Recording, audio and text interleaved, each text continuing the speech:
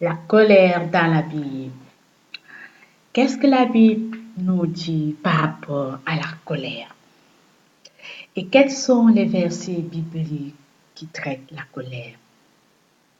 Je commencerai d'abord par définir un peu ce que c'est que la colère. La colère peut être une expérience individuelle et personnelle que chacun vit et manifeste selon ses croyances, ses attentes et son vécu.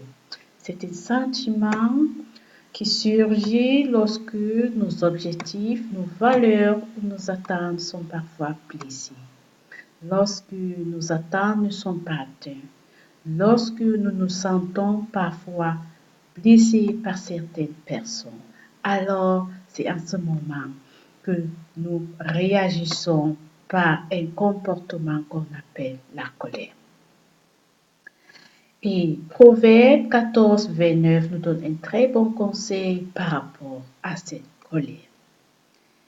Ce verset dit, celui qui est lent à la colère a une grande intelligence, mais celui qui est prompt à s'emporter proclame sa folie. Tout est vraiment dit dans ce verset. Nous pouvons retenir donc que c'est tellement nécessaire de pouvoir se maîtriser personnellement, de pouvoir maîtriser, contrôler ses émotions et surtout la colère. Pourquoi est-ce que c'est nécessaire de savoir se maîtriser ou bien de savoir contrôler sa colère? Sinon, si nous nous laissons emporter par la colère, si nous nous laissons emporter par nos émotions, alors nous nous retrouverons là où nous n'aurons jamais pensé. La colère en elle-même, ça peut être parfois une réponse automatique à une blessure interne. Il peut s'avérer que quelqu'un vous a blessé pendant longtemps et vous n'avez pas pu pardonner cette personne. Et lorsque une personne vous parle encore de cette personne, alors il y a une colère interne qui remonte, il y a ressentiment qui remonte parce que vous vous souvenez de ce qui s'était passé, de ce vécu, de cette histoire. Et alors, si vous n'arrivez pas toujours à traiter cette blessure, la colère prendra place dans votre cœur. Elle vous envahira, elle vous dominera. Et c'est comme cela que vous serez pris vraiment au piège. La colère peut être une réaction, comme je disais tout à l'heure, à une blessure profonde non traitée, à un non-pardon qui surgit, qui ressurgit lorsque vous vous rappelez de cette scène. Ça peut être une émotion secondaire refoulée que vous-même vous ne connaissez pas. Il peut s'avérer que vous avez pardonné peut-être à quelqu'un, mais vous n'avez pas oublié cette histoire. Et alors, lorsqu'on vous relate vraiment, lorsqu'on vous parle parfois de cette personne, alors il y a une colère, une petite colère qui ressurgit, qui remonte, ou bien lorsque vous croisez cette personne en route, vous n'arrivez même pas à lui dire bonjour, vous n'arrivez même pas à la fixer dans les yeux. Cela prouve que vous avez encore un problème avec cette personne. Vous avez une émotion secondaire, refoulée, profonde, non traitée, qui peut toujours ressurgir à tout moment et pouvoir vous amener ou bien vous malmener dans des états où vous n'auriez jamais pensé. Et peut-être aussi une réaction immédiate, spontanée d'un sentiment, surtout ceux qui sont parfois tellement impulsifs.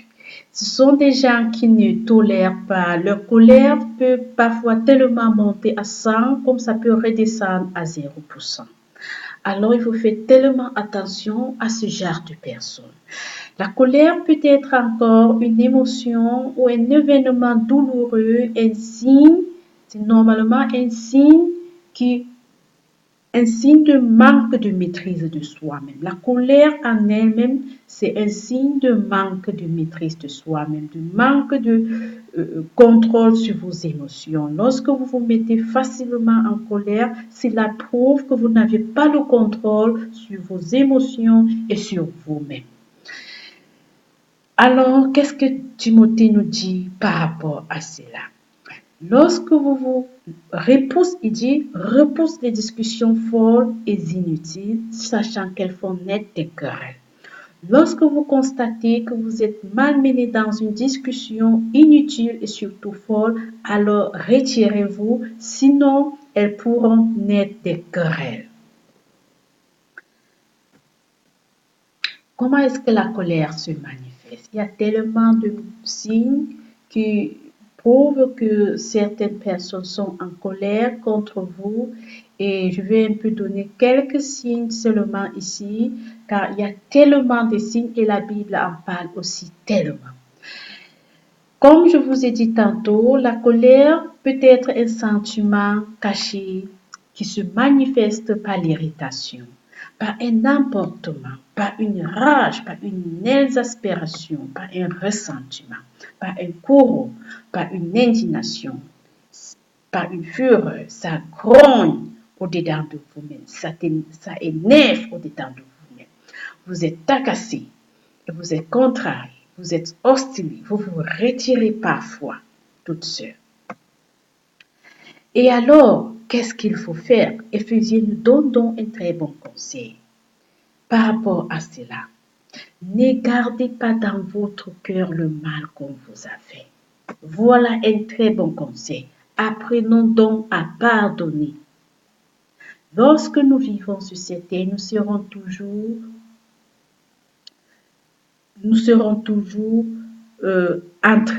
soit en train de blesser les autres seront toujours en train de nous blesser. Mais qu'est-ce qu'il faut faire lorsqu'on se sent blessé? Pardonner. Et surtout, pardonner et oublier. Car si vous n'arrivez pas à oublier, vous serez toujours prisonnier vraiment de cette colère.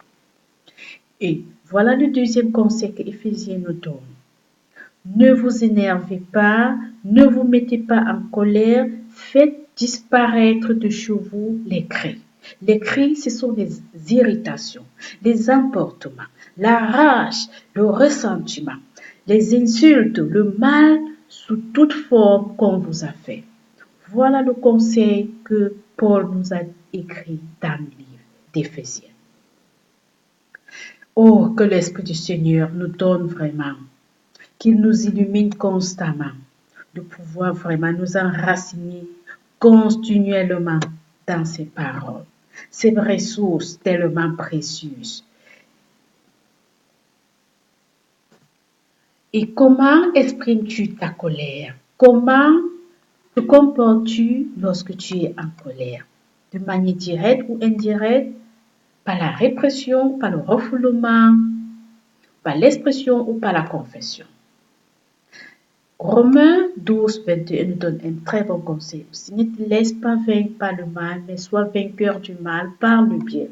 Essaye toujours de faire le bien, même si les gens te blessent dans ta vie, même si tu te sois, quel que soit, même si tes valeurs sont blessées, atteintes, alors recherche toujours le bien. Ça, c'est la solution que Romains 12, 21 nous donne.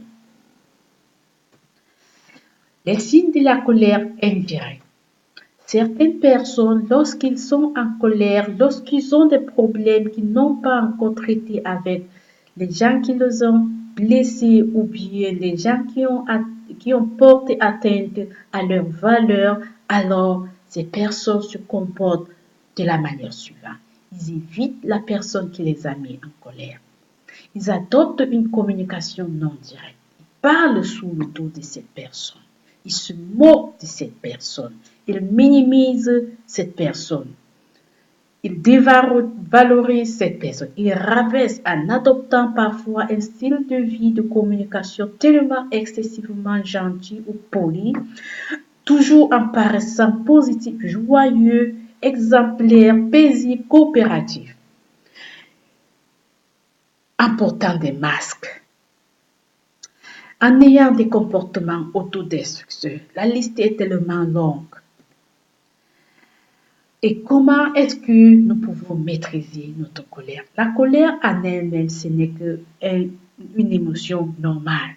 Mais la Bible nous dit, c'est normal qu'on se mette en colère, mais il ne faudrait pas que nous passions le temps, que nous dormions sans toutefois avoir vraiment résolu ce problème. Dieu lui-même s'est mis en colère. Donc la colère n'a pas commencé sur les hommes. Dieu lui-même, si vous lisez la Bible, si vous lisez, que ce soit dans l'Ancien Testament, que ce soit dans l'Apocalypse, alors vous verrez que Dieu aussi se met en colère. Mais il nous donne un très bon conseil. Si vous vous mettez en colère, que le soleil ne se couche point sur votre colère. Donc il faut pardonner avant d'aller se coucher.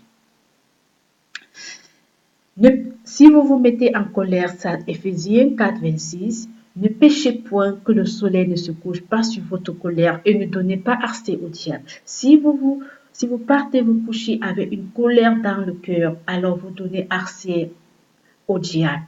Vous donnez accès à beaucoup d'autres péchés. Vous donnez accès à beaucoup d'autres choses de vous dominer. Alors, ne vous laissez pas vraiment dominer par la colère, par le ressentiment, par d'autres formes vraiment de tout ce qui pourra vraiment vous rendre prisonnier. Jacques 1, 19 dit, chacun doit être prompt à t'écouter, mais lent à parler et à se mettre en colère. Voilà le conseil encore tellement merveilleux que Jacques nous donne.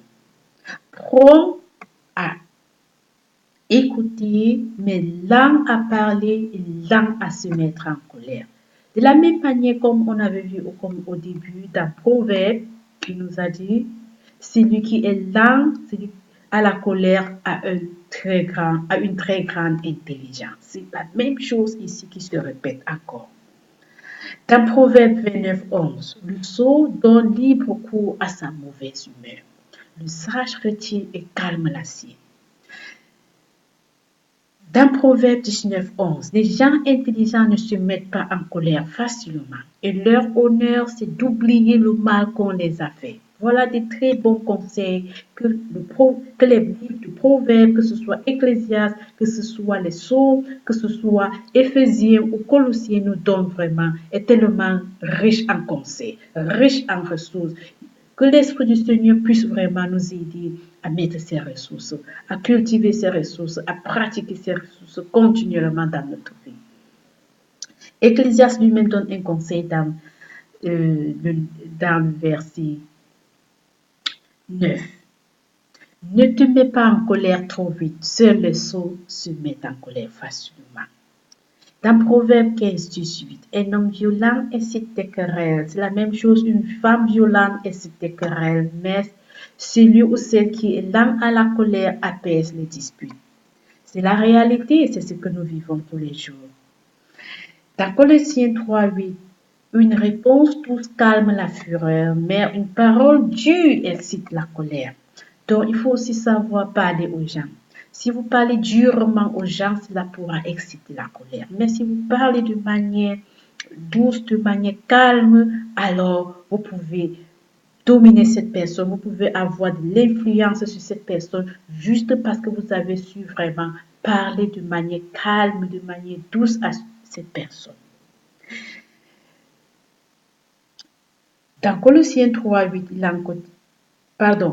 le verset que nous avions lu auparavant, c'était dans Proverbe 15, 1. Maintenant vient Colossiens 3, 8.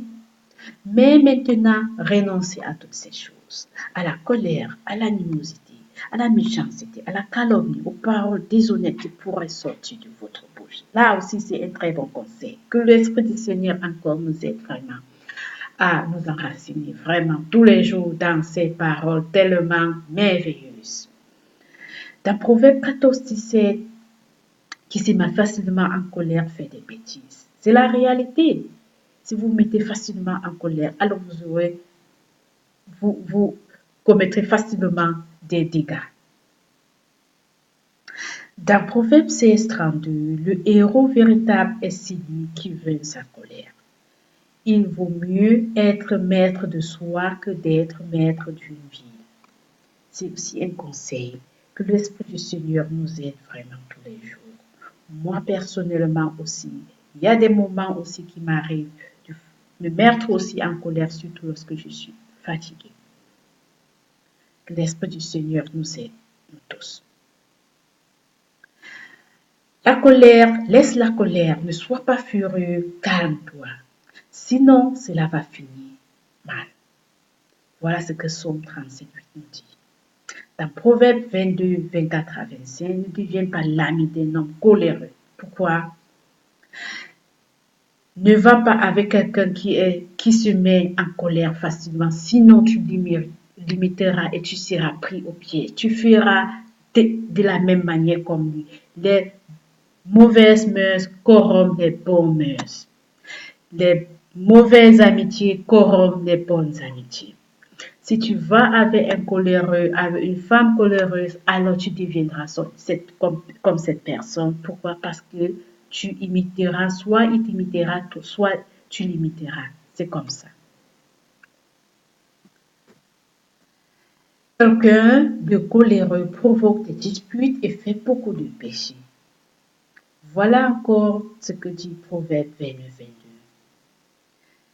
Je prie vraiment que le Seigneur, que son esprit qui vit vraiment en nous, puisse nous aider continuellement, puisse nous éclairer continuellement à pouvoir revêtir vraiment ces paroles tellement pleines d'énergie, tellement pleines de force, tellement pleines d'espérance, tellement pleines de réconfort. Je prie le Seigneur qui nous aide tous les jours, vraiment à nous enraciner continuellement dans sa parole, à manger cette parole comme Salomon disait.